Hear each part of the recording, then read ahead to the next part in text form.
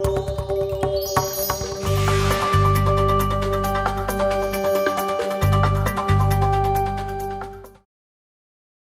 request now Dilip to do the keynote address.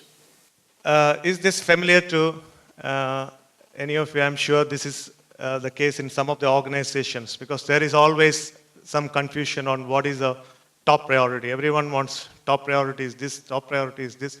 But in this organization, what you see here, this is fictitious.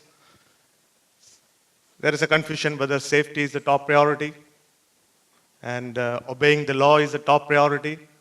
And finally, it comes to a stage when someone says, what if we had to lie to achieve the to achieve the quality?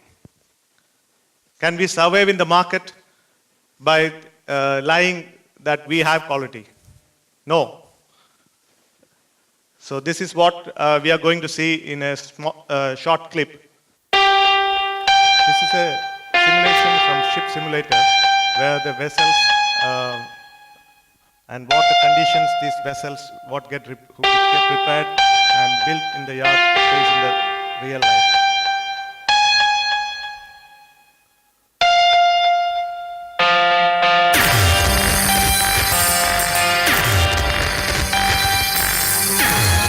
Go into this condition, we cannot fly. We cannot quality is it needs to be real quality. We need to meet the specifications.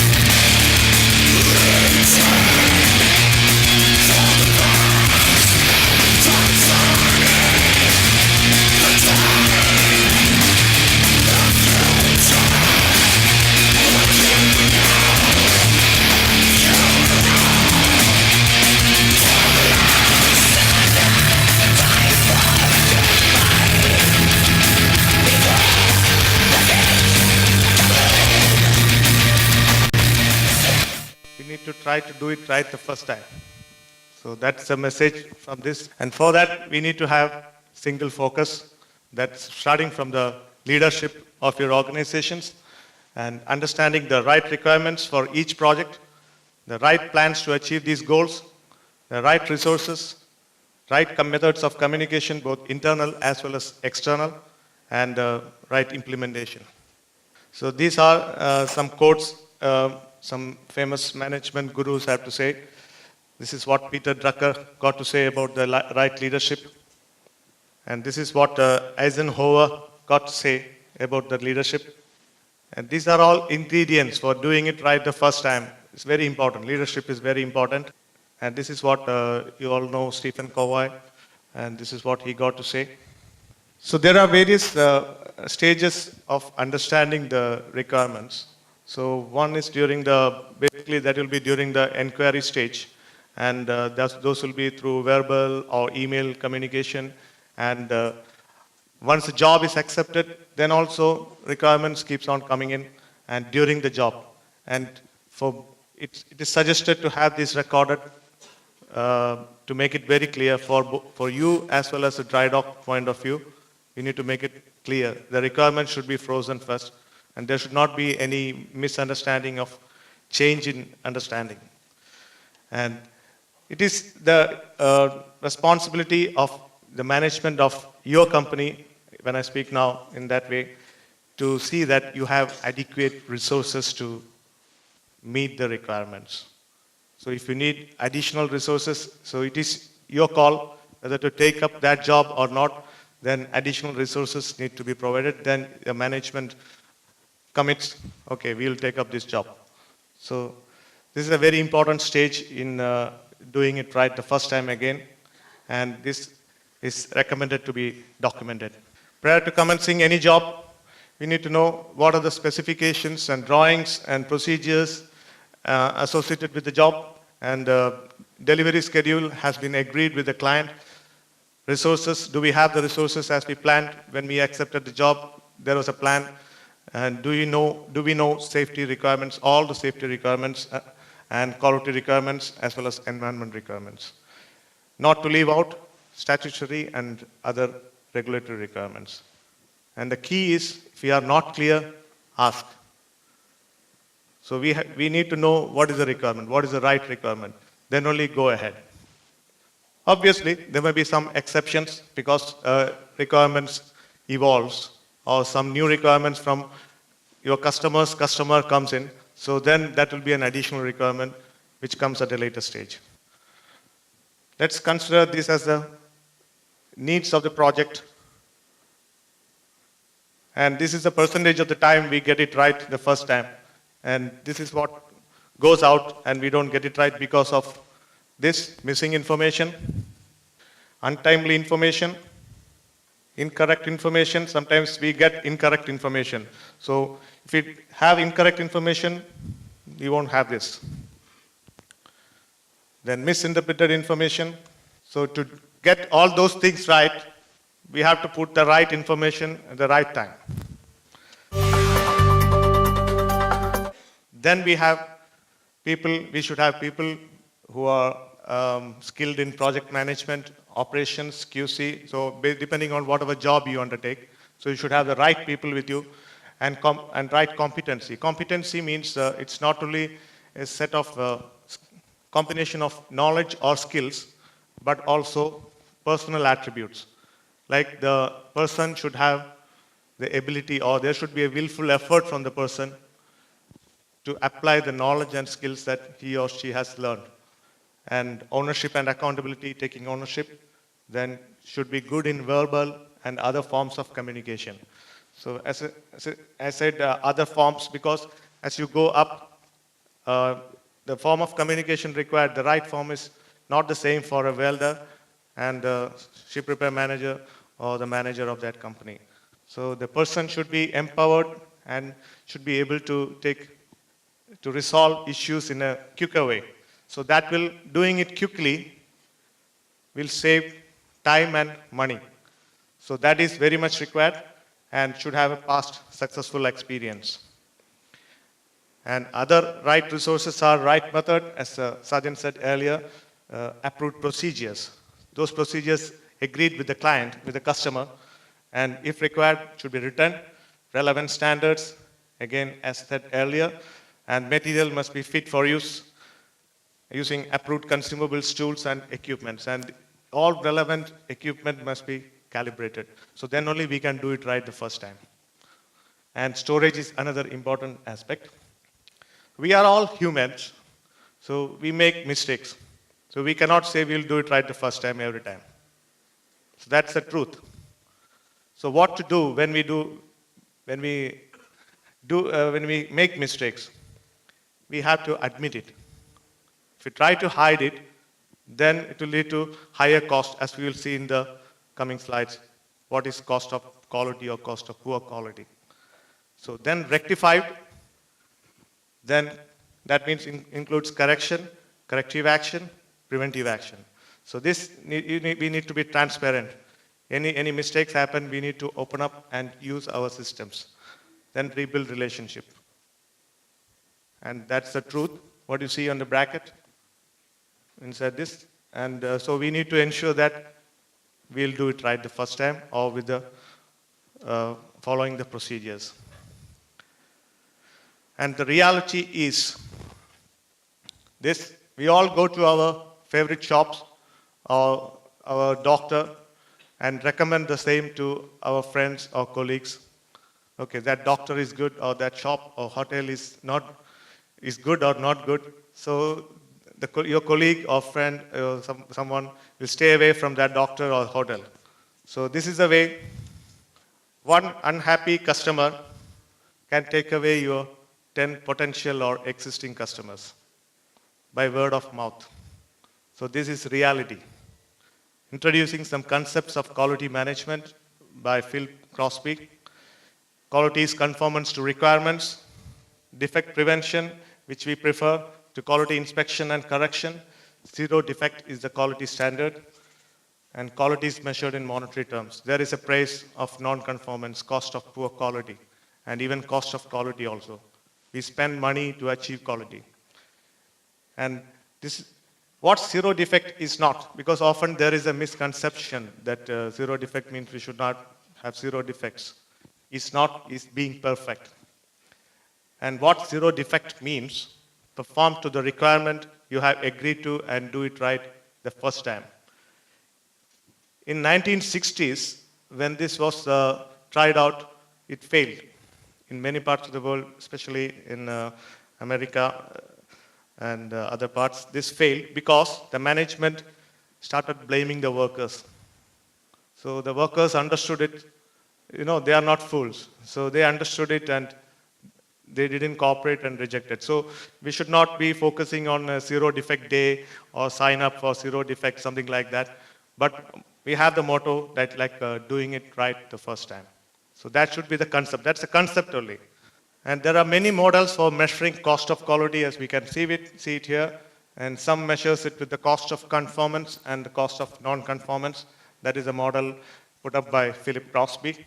And other generic model is prevention plus appraisal and failure cost added. And Juran's model is tangible plus intangibles, and value added plus non-value added cost. But believe it or not, this cost of poor quality can range up to 40% of your total business cost. And this is not appearing anywhere in your balance sheets in many companies. So this cost is outside, and we are looking at profit and loss, other costs. Second, other reality is, the earlier we eliminate a failure, it's less costly. So if we leave up to customer phase, it is 5 times greater than the development or manufacturing phase. So it becomes costlier and costlier when we hide something or when we carry on some errors to the next stage. So what is the solution? Quality management. Effective quality management is a key. This decreases the production cost because the sooner an error is found and corrected, the less costly it will be. So what does it mean to us? We report errors or opportunities for improvement as quickly as possible, rather than leaving it to the next day or the next day, something like that. So it's very important that we identify and put actions in place so that we save. We save money for our company, your company, TriDoc, our partners, all the other partners. So it's very important. That is why we stress again and again, use our system, occurrence reporting system, reply quickly so that we can review the actions and verify implementation. So let's look at, through a picture, how cost of poor quality and what percentage is the cost of poor quality in a company, an average company. So these are the things which is very evident for us. That is the customer returns, inspection costs, recalls. These are very easy to understand, and we can calculate all these things. And there is a lot more hidden beneath this which we fail to understand, or some companies, but some fail to understand. Some companies have some systems to capture the cost of poor quality. So this won't happen if we do it right the first time. So that's it. So when a company gains a broader definition of poor quality, this becomes apparent. And this will all start coming out, and we will see what these are hidden. So everything carries a cost. Like if you see excess inventory, excess inventory is a waste. Not only generates waste, but it's a waste. Then planning delays. There is a cost associated to delay in planning. Then about unused capacity, late paperwork. So all these account for cost, and these are termed as cost of poor quality. And these are other examples of hidden process costs. That is overproduction, when we produce more, sooner, faster than required by the next process. We transport more, the transport which adds no value but only cost. Then we carry inventory. Then we process more, do more work, like grinding, more grinding than what is required. Then waiting, employee or machine idle time. So these all have hidden process cost associated with that. So these all can be avoided if we look at the process and do it right the first time. So this we have seen earlier, we discussed. And to conclude this session, this presentation, bottom line is it's always cheaper and efficient to do the things right the first time. And we can achieve productivity also if we do it right the first time. So what Philip Crosby has to say is productivity is a result of doing things right the first time, not the second, third, or the 16th. So we're losing time. So if we can do it right the first time, so why should we go for the second time? So no explanation for this. Thank you. Gas metal arc welding, which is either solid wire or flux core, and the other one is gas junction arc welding, GTAW. You have the standard names which you call all of them, which is TIG, MIG, and TIG. Shielded metal arc welding, the advantages, suitable for windy and outdoor conditions. The equipment is low cost, not capital intensive. It has got all position capabilities and good choice for on-site welding. Generally the preferred one for welders. Gas metal arc welding, flux core arc welding, there are two types. One is we use the solid wire and the other one we use the flux core wire. Here, there's a higher skill of welder which is required. They need to practice, and it is not suitable for windy outdoor conditions for obvious reasons that the gas shield will be blown off under heavy winds. The equipment is a bit costlier than the normal stick machines, and it has got all position capabilities, fast welding speeds, generally no slack to clean. Even if there is, it's very minimal. This is the other process, and the last and the most superior process in the whole welding processes is the gas junction arc welding, which is called GTAW or otherwise called TIG.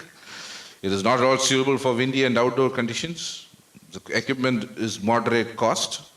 It has got all position capabilities. It has got very low metal deposit rate because the individual skill of the welder is quite important in carrying out this welding unless it is an automatic process.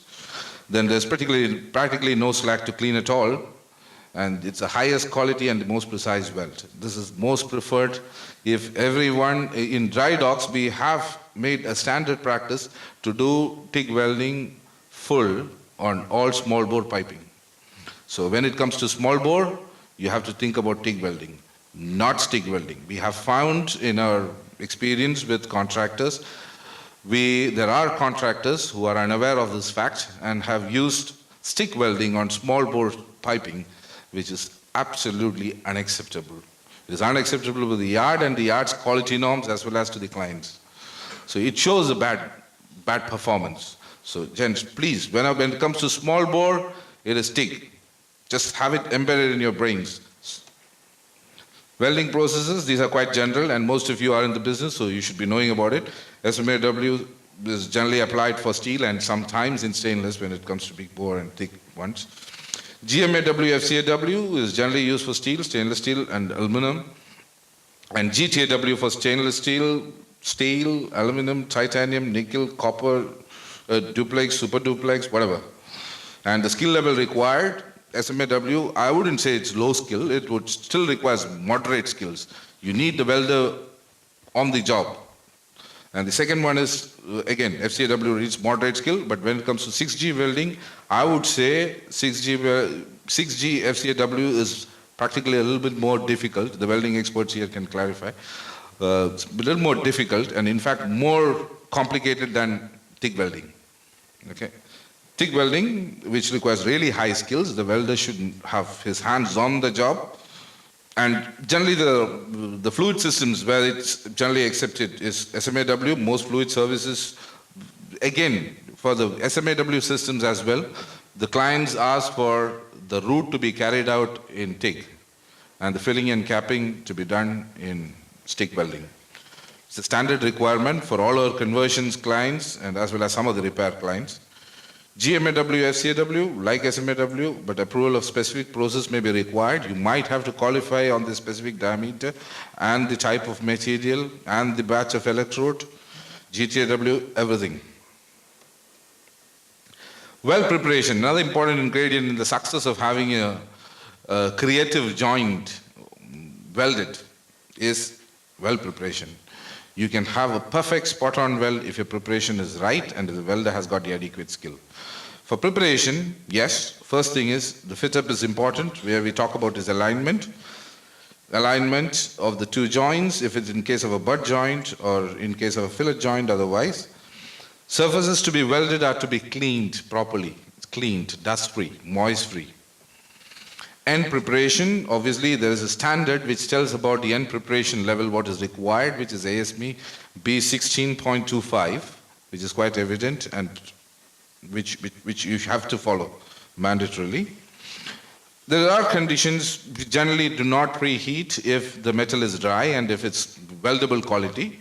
But preheating is obviously has got its own advantages. It releases the moisture, whatever from the welded surface, and it prevents the cracking by the differential expansion because of the weld. So any weld-related structural stresses can be avoided if you preheat the metal.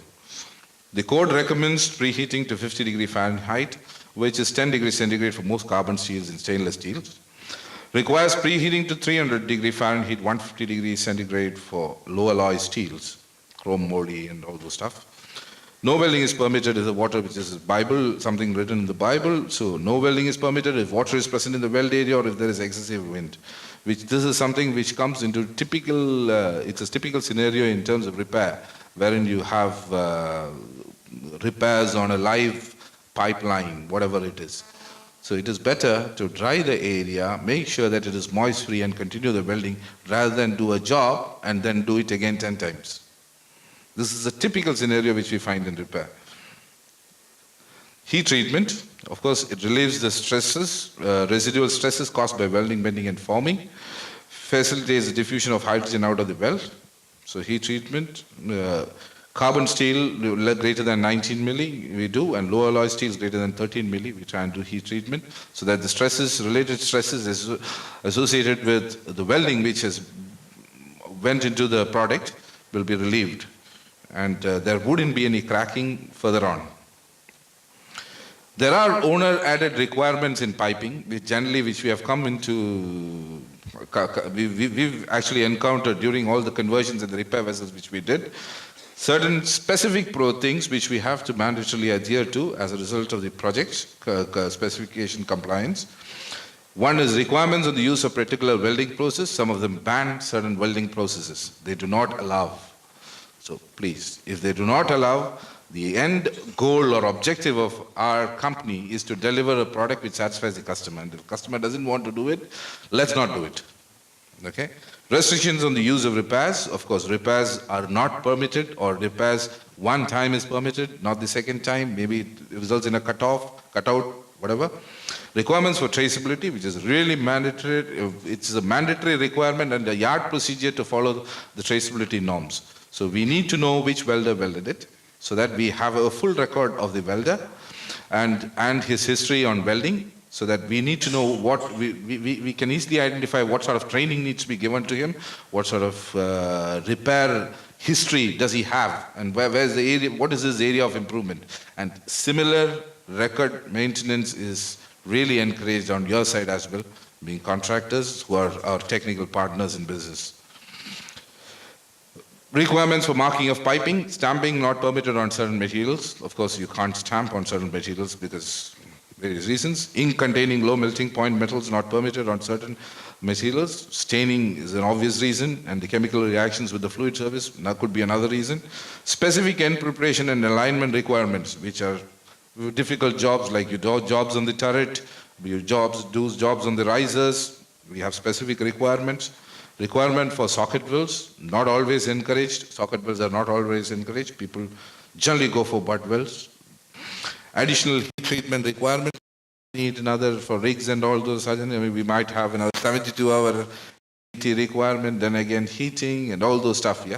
I mean, there's a strict regime for oil and gas industry, which clients do specify. And cleaning requirements, any other exorbitant requirements, or the welds, whatever. Requirement for records in a particular fashion. You have the well maps, we have the pipe books, we have different ways and systems of maintaining the record, which is generally client specific. The client does not do work only in the yard. It uses the module, the other yards around this area to bring in different components and assemble in the yard. So henceforth, it's quite important for him to have uniformity all throughout his records. So he might specify for a record. Let's adhere to it. Now to do with the installation of the piping. There are detrimental distortion piping to bring into alignment is prohibited, because you are stressing up the entire piping system by using jacks and chain blocks and all, pull it together and put the flange together. Installation is predominantly talking about flanging. Flange phase area required to be parallel to the design plane prior to the bolt up. For obvious reasons, you all, to have a perfect mate between the two flange phases, it is quite pertinent that you have the flange phases parallel to each other, to the design plane. Flanges are required to be properly tightened, which we have to tighten, will be taken up further. No more than a gasket to be. It is not like you have a gap and then you keep on filling gaskets just to fill in the gap, which is a wrong practice, not encouraged at all. The maximum distance a bolt can extend through a nut. Okay, we sometimes see flanges which has got non-uniform rings of bolts protruding out of the nut, which is not encouraged at all. Not only for the aesthetic, for other purposes as well. Requirements for connecting to in-service piping, yes, to tap the live. There is a mandatory requirement. Certain torquing and tightening procedures to be followed, especially because we're connecting to live system. Cleanliness requirements prior to boxing up. You might need to do a chemical cleaning, flushing is required, which is again project specific. Requirements for the use of gold lubricants, whether it's encouraged or not encouraged. Requirements for the use or not of washers. Requirements of the flange joint tightening, which we'll take up further. Requirements for the valve orientations. The flow direction is quite important in most of the valves. So you have to really make your piping, you have to understand the system to install the valve. So if you don't understand the system and it's a valve to fill the gap, guys, we are doing something really wrong. Requirements for bolting to rotating equipment, yet another thing. Alignment to pumps is a critical thing. Flange joints. Guidelines for installation are basically provided in the ASPC1, pressure boundary bolted flange joint assembly. The real guidelines are mentioned, but again, it is project specific and driven by the project requirements. Topics addressed in the above spec include qualification of assemblers. There's a small qualification for flange tighteners or assemblers. Gas contact surface, correct phasing finish, good condition, flange alignment, correct gasket type, sizing placement, location of bolts, back facing, numbering of bolts, tighten boltings, uniformly crisscross pattern, which we'll take up. Again, the various ways of tightening, you generally know because you've been tightening flanges, but then there is a right way to do it. And the right way to do it, we'll take it up further. I will explain a little bit on the bolting sequence as we go on. Torque values. When you connect flanges to equipments, when you connect flanges to valves, it is quite important that we maintain the flange joint to the torque value specified by the valve manufacturer, which is communicated to us through the client, if it is a client supplied valve. If it is a yard supply valve, we will get similar specifications and advise you, especially when you connect to flanges, compensators, dresser couplings, mixed dresser couplings, then we have equipments. Whenever we do connect it to an online fitting, let's take care of the torque value. It is better to torque rather than over tighten it, under tighten it. We have several issues on the ongoing conversions. The real facts are yet to be determined on what's the actual reason.